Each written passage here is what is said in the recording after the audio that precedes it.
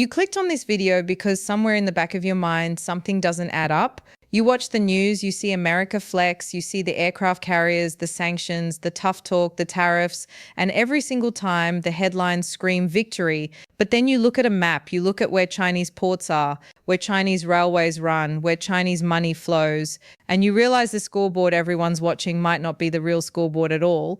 That's what this video is about, not the battles, the map. By the end of this, you're going to see something most people never piece together: how one country keeps winning the news cycle while the other country keeps winning the century. And I'm not going to give you theory, I'm going to show you the receipts. Real deals, real numbers, real infrastructure you can see on satellite imagery right now. So let me ask you something. When was the last time you saw a headline that said China just locked down another deep water port in Africa? Or China just completed a railway connecting 3 landlocked countries to the ocean? You probably haven't, because that doesn't get clicks. What gets clicks is US sends destroyer through Taiwan Strait, or Biden slaps new chip sanctions on Beijing. And look, those things matter.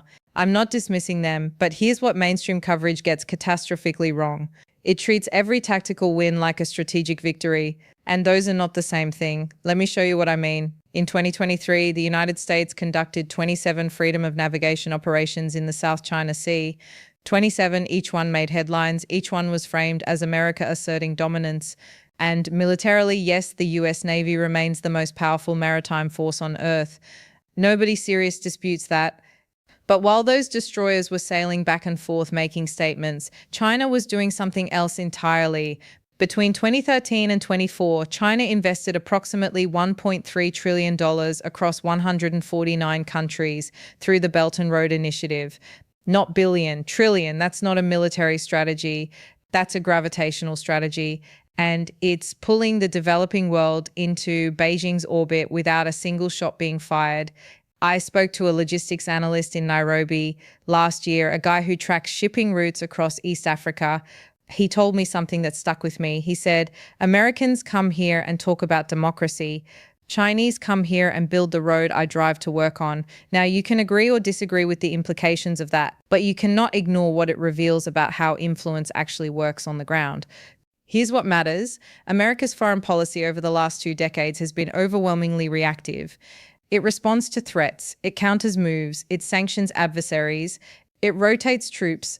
All of these are tactical actions, and many of them are effective in the short term. But China isn't playing the short game. China is playing the infrastructure game, the debt game, the dependency game, and that changes the math completely. Think about it like chess versus Go. In chess, you capture pieces, you celebrate every take, the crowd cheers. In Go, the game, China's strategic culture is literally built around you don't capture pieces. You surround territory, quietly, patiently, and by the time your opponent realizes what's happened, the board belongs to you. Most people think the US-China rivalry is about military power, but here's what's really happening. The rivalry that will define this century is about who builds the pipes. The roads, the ports, the railways, the digital networks, the energy grids, because whoever builds the pipes controls what flows through them. And right now, in an overwhelming number of countries across Asia, Africa, Latin America, and even parts of Europe, those pipes are being built by Chinese state-owned enterprises, financed by Chinese policy banks, and operated under agreements that last 30, 40, sometimes 99 years. Stay with me, because what comes next changes how you see every headline about US-China competition from this point forward. The real story isn't about who has the bigger military. It's about who's rewriting the operating system of global trade itself, and how that invisible architecture is quietly making American power irrelevant in the places that will matter most over the next 50 years. Let me give you a specific example that almost nobody talks about. The port of Hambantota in Sri Lanka. Back in 2010, Sri Lanka borrowed around $1.26 billion from China to build a deep water port on its southern coast. Western analysts laughed. They called it a white elephant. No shipping lane ran through there. No demand existed. It was a vanity project, they said, a waste of money. Then Sri Lanka couldn't repay the loan. And in 2017, Colombo handed China a 99-year lease on that port. 99 years. Suddenly, Beijing had a strategic foothold in the Indian Ocean, right between the Middle Eastern oil routes and the Strait of Malacca, through which 40% of global trade passes. No invasion, no sanctions, no UN resolution, just a contract and a handshake. Now ask yourself, did any American freedom of navigation operation in the South China Sea offset that? Did any aircraft carrier deployment undo the fact that China now controls a critical node in the global shipping network? The answer is no, because these are two different games being played on two different boards, and America keeps scoring points on the board that matters less. A former Pentagon strategist I had coffee with in Washington told me something blunt. He said, "We optimize for deterrence, they optimize for dependence, and dependence is a longer lever." That line has haunted me ever since. Because when you look at the data, it's not just Hambantota, it's everywhere. China now operates or holds significant stakes in over 100 ports across 63 countries. Let that sink in. 100 ports, 63 countries, from Piraeus in Greece, the busiest port in the Mediterranean, majority owned by Chinese state firm COSCO, to Gwadar in Pakistan, to Djibouti, where China built its first overseas military base right next to America's Camp Lemonnier. They didn't challenge the US military presence, they just built next door, and now they're there permanently. Here's what nobody tells you about why this matters more than aircraft carriers. In the 21st century, the country that controls logistics controls leverage. You don't need to threaten a nation militarily when you own the port their economy depends on. You don't need to sanction someone when you finance the railway that moves their exports. The power isn't in the weapon, the power is in the wire. And this connects to something even bigger that I'll show you in a minute. But first, let me take you to a place most geopolitical analysts completely ignore: Latin America. In 2005, China's total trade with Latin America was around $50 billion. By 2023, that number hit $489 billion. That's not a typo. Nearly a tenfold increase in less than 2 decades. China is now the top trading partner of Brazil, Chile, Peru, and Uruguay. It's the second largest trading partner of Argentina, Colombia, and Mexico.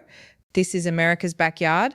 The Monroe Doctrine, the 200-year-old principle that the Western Hemisphere belongs to Washington's sphere of influence, is being quietly dismantled not by armies but by trade agreements, infrastructure loans, and lithium contracts.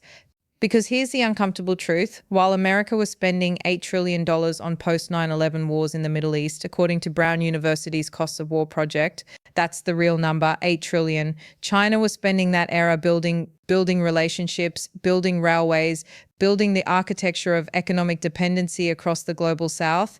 And the returns on those two investments are not even comparable. Most people think influence comes from military strength. And yes, hard power matters. I'm not naive, but let me show you what this actually means in practice.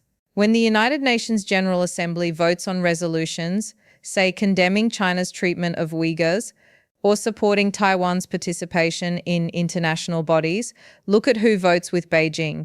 It's the countries with BRI projects, it's the countries with Chinese-financed stadiums and highways and government buildings. That's not coincidence, that's return on investment.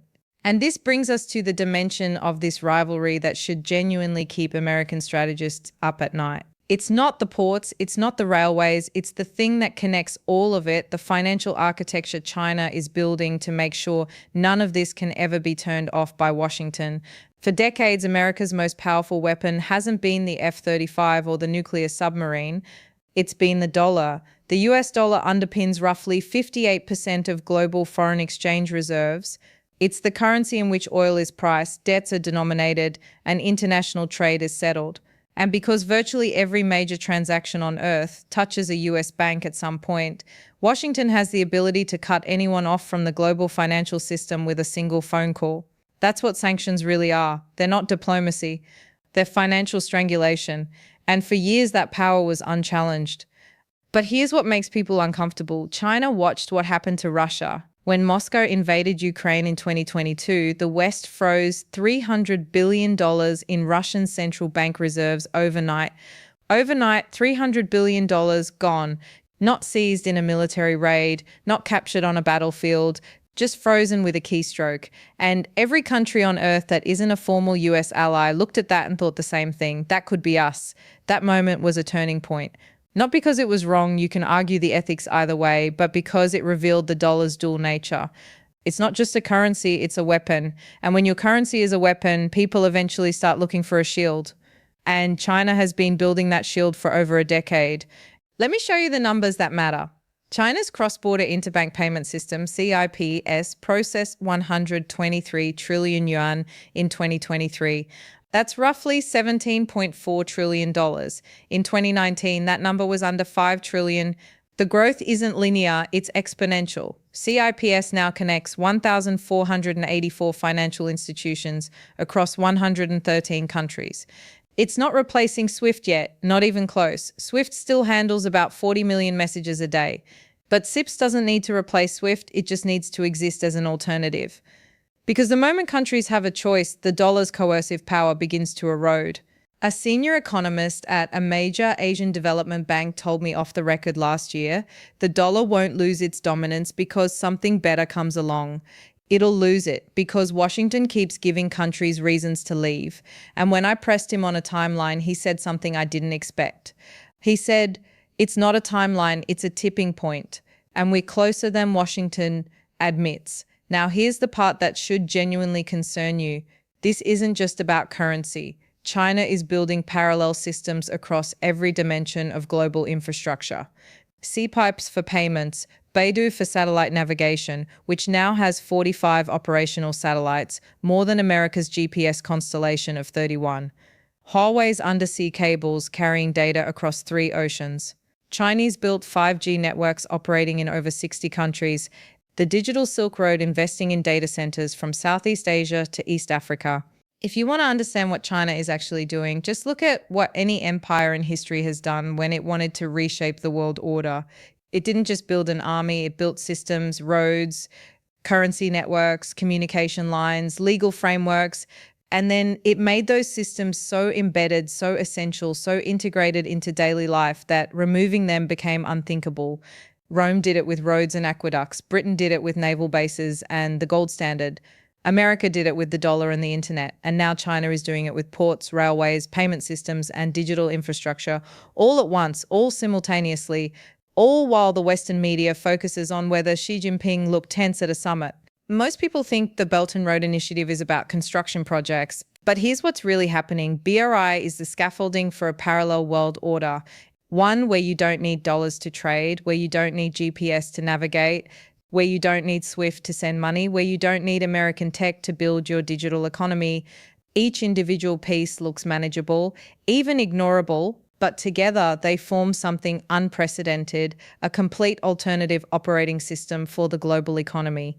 And this is where the real question emerges, the one nobody in Washington seems willing to answer honestly. If China isn't challenging American power directly, if it's simply building around it, then what exactly is America's strategy to compete? Because right now the answer is terrifying in its absence. Let me pull this together. Because when you step back and look at the full picture, what emerges isn't just a rivalry between two countries. It's a fundamental mismatch in how two civilizations think about power itself. America thinks about power in episodes, elections every 4 years, quarterly earnings reports, news cycles measured in hours, military deployments designed for maximum visibility. The entire system is optimized for short-term impact. And within that framework, America is extraordinary. No country in history has ever projected tactical power more effectively. The problem is that tactical brilliance without strategic patience is just expensive theater. China thinks about power in eras. The Communist Party doesn't plan in quarters. It plans in decades. The Belt and Road Initiative wasn't announced with a timeline of next quarter or next year. It was framed as a generational project, infrastructure that would reshape the world over 30, 40, 50 years. When Chinese officials talk about the great rejuvenation of the Chinese nation, they set the target date at 2049. That's the centenary of the People's Republic, a 100-year plan. Name one American policy initiative with a 100-year horizon. You can't, because the system isn't built for it. And this creates what I call the scoreboard paradox. America keeps winning battles that show up on tonight's news. China keeps winning positions that show up on tomorrow's map. And because humans are wired to pay attention to explosions rather than excavations, most people genuinely believe America is winning. The aircraft carrier makes the front page, the port deal in Cameroon doesn't. The sanctions announcement trends on Twitter. The railway connecting Laos to China's Yunnan province doesn't. But 20 years from now, which one will have mattered more? I talked to a retired Chinese diplomat in Singapore, a man who'd spent 30 years in Beijing's foreign ministry. I asked him directly how China views America's strategy. He paused for a long time. Then he said, America is the loudest player in the room, but volume is not victory. We don't need them to be quiet. We just need them to be distracted. And then he smiled. That smile told me more than any white paper ever could. So where does this go? Let me give you 3 scenarios that I think are genuinely plausible over the next 15 years. First, the parallel world scenario. China completes enough alternative infrastructure that a significant portion of global trade can operate entirely outside American-controlled systems. The dollar remains dominant in the West but becomes optional in Asia, Africa, and Latin America. 2 economic operating systems coexist, neither collapses, but America's ability to project financial power globally is cut roughly in half. Second, the wake-up scenario. Washington recognizes the infrastructure gap and launches a massive counter-initiative. Not military, not sanctions, actual building, ports, railways, digital networks, development finance at a scale that rivals BRI.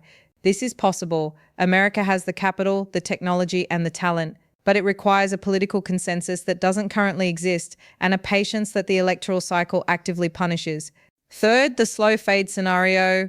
Nothing dramatic happens, no war, no crisis, just a gradual shift where country after country quietly reorients toward Chinese systems because those systems are already built, already functioning, already integrated into their economies. America remains powerful but increasingly isolated, a military superpower in a world where military power buys less and less of what actually matters. Here's my honest assessment. We're currently on track for a combination of scenarios 1 and 3, and almost nobody in mainstream media is explaining this clearly. That's why videos like this matter. That's why your attention right now matters. Because the real shift isn't happening in press conferences or UN speeches. It's happening in port construction contracts signed at 2 a.m., in ministry offices in Islamabad and Nairobi and Buenos Aires. It's happening in fiber optic cables being laid on ocean floors. It's happening in the 27th country to join CIPS this year that you never heard about. The map is being redrawn, not with bullets, with concrete and code and capital. If this changed how you see the US-China rivalry, subscribe, because this is what we do here. We go beneath the headline to show you the architecture underneath. Drop a comment and tell me, do you think America can still compete on infrastructure, or has that window already closed? I read every single comment, and some of the best insights I've gotten for future videos have come from this community. The battles make noise, the map makes history. Make sure you're watching the right one.